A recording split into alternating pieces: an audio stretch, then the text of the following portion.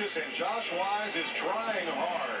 Boy, he has drafted off everything that casts a shadow, trying to get around and improve his time. He remains 34th. It's the hardest I've driven in a while, I can tell you. I've been riding along with Josh, trying to help him get that sniff and that draft off somebody to make this thing really interesting. I know he might still be qualified tomorrow, but watching how he's working traffic has been a lot of fun.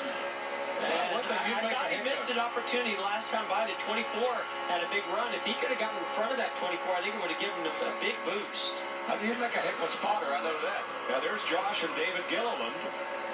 Excuse me, that's Chase Elliott and David Gilliland. Josh is on the right of the screen, the black car. Yeah, I mean, it's pretty obvious some other really good cars have been able to pull by him and get up to this track. So it tells me that they're certainly lacking some speed, but this group is forming up. If Josh can get all the way to the back of it and time a lap well enough, there's a good chance he could really move up here and at least make this interesting. Well, he's got all the way to the back of it. Now the question is, can he close between the back stretch and the start-finish line?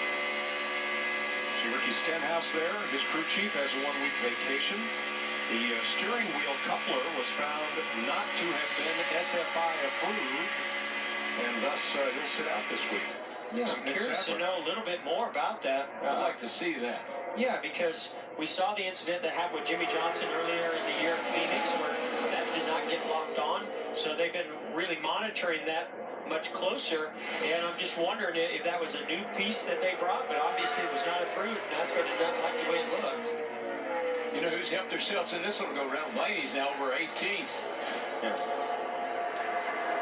Yeah, I mean, they look at that steering wheel coupler, that quick disconnect, as a safety item. We go back to what happened to Jimmy Johnson qualifying at Phoenix, and you can submit a coupler, a quick disconnect, but it has to be approved, but more importantly, it has to be SFI approved. This quick disconnect had been modified, and it did not meet SFI specifications.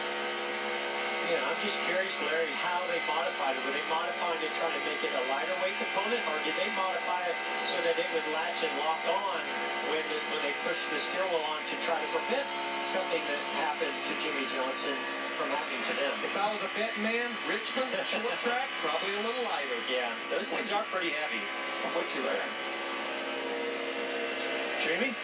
And Jamie McMurray, fastest on the board right now. Didn't even run in the draft, ran by yourself. But what I find interesting is you want to get back out there and practice getting onto pit road. As many times as you've raced here, what exactly are you trying to learn? Well, it's just unique. First off, pit road speed is faster than anywhere else we run. And for me, it always feels like when you make your first pit stop that as you go down pit road, it seems really fast. And normally you slide through your stall at some point in the Speedway weekends. So it's just nice to get a feel for that. The other thing is that as you come off the racetrack, the splitters are so close to the ground, and when you jam the brakes on, sometimes it'll lock the front tires up.